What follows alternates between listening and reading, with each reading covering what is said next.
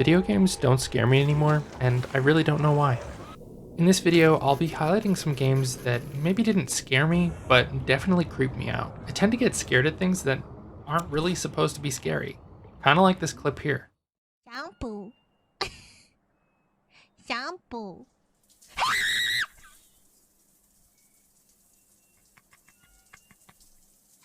Soap. I feel like that clip is the perfect representation of how I felt about horror games in the past while. I'll jump at things seemingly benign, but actual terrors don't scare me. So today I'll be talking about games that just generally creep me out. Maybe they're not inherently scary, but they're good enough to give me the creeps.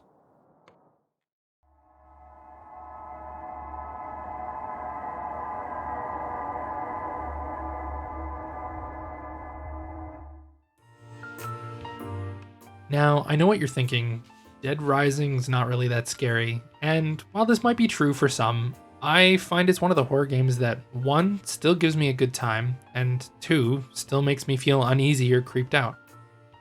I think that in general, it's still fun as a game, but it also does a good job of immersing you. The premise of the game is that you're stuck in a mall filled with zombies, and over the course of a couple days, you have to solve mysteries, save survivors, and defeat psychopaths. And you'll accomplish this by looting food and weapons from every store in the mall.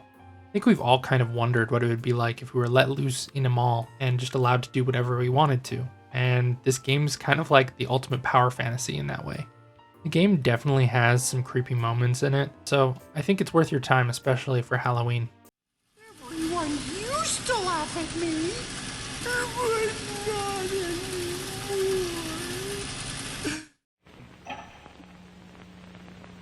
So this game is kind of an odd one. It's mostly an adventure game. You basically walk around a world and solve very small puzzles. And you do this mainly just by interacting with the world and its inhabitants. The game is definitely creepy, but there's not really any jump scares or any major scares. The game is mostly just going for a creepy vibe, but sometimes that's all you need. That being said though, it was one of the more immersive games that I've played in the past while, and I really enjoyed my time with it. I've generally been finding lower poly indie games have been really good for getting me creeped out. I'm not sure if it's just that my brain has to fill in all of the missing pieces for the lack of visuals on the screen or what it might be, but just something about it is just there's a vibe there that really just is just so creepy. There is a story, and it revolves around you basically trying to revive this ancient plant by feeding it, but based on your actions in the game, you will get a different combination of materials to feed it with, and depending on what you give it, you'll get different endings. So there's some replayability there. The game tends to go on sale for around $5 quite frequently, and I would say it was definitely worth it. Beginning at descent. Cruising depth in roughly 40 seconds. Stand by. Iron Lung, I think, is probably the closest game to horror on this list other than Dead Rising.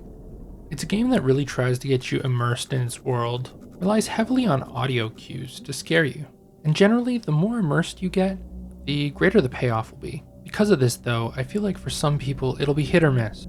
The premise of the game is that you're a criminal that gets locked in a submarine on an alien planet, and you have to explore this planet's ocean, but the only way to plot your progress is by taking photographs of what's in front of your sub, as it doesn't have any windows.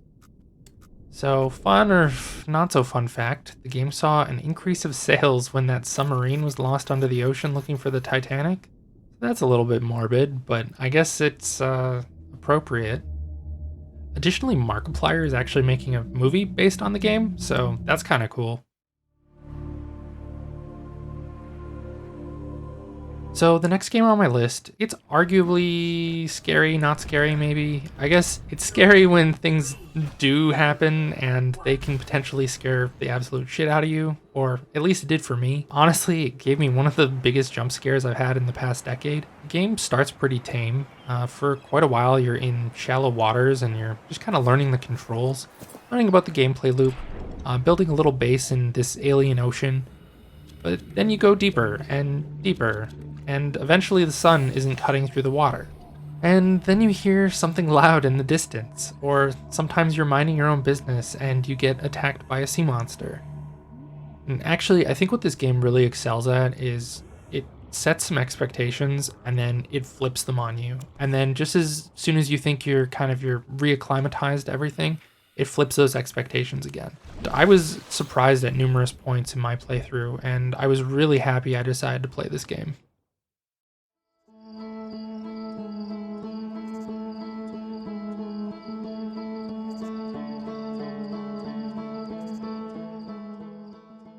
Outer Wilds. I'm really torn about talking about this game. If you've been online at all over the past couple of years, you'll know that this game is kind of one of those games that everyone says to just kind of go into blind. And I would agree it's better to not know anything about it. So this is your spoiler warning. If you were interested in the game or are interested in the game, maybe go play that now before you continue watching. So the game has you exploring space, and the game initially threw me on a roller coaster. Initially, I wasn't really impressed by it when I first started the game up. I was extremely underwhelmed by the visuals and the controls. I don't know, just something about it wasn't meshing with me. But I figured I should probably give it a fair shot and play through the tutorial at the very least. And man, I'm really glad I did. At the point when you get your launch codes for your spaceship, I thought there was probably going to be like a loading screen, or you would transition between different planets on a map or something.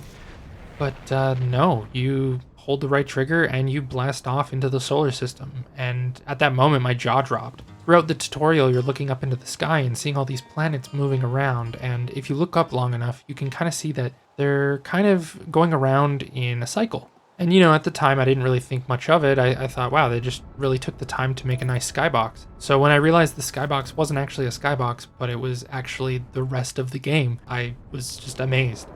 You never know what you're going to find when you land on another planet. You might find something that terrifies you, or you might find nothing. And I think the game strikes a really beautiful balance between how terrifying nature can be, but also the fear of being alone. The game's story, pacing, and audio are all masterfully crafted. If you can get into it, this game will leave a lasting impression on you. And in my opinion, it shouldn't be missed. It's ultimately become one of my favorite games of all time, and I think everybody should at least give it a shot. So that brings us to the end of the video. Ultimately, I guess I get scared at the little things now, stuff that my brain decides is scary. If you guys have any recommendations for games, I'd love to hear about them in the comments down below. I mean, even though I don't find I'm getting scared anymore, I still find them fun, so if you have a good recommendation, let me know. And if you liked this video or you thought it was interesting, I'd really appreciate a thumbs up and maybe subscribe. Anyways, I will catch you on the next one.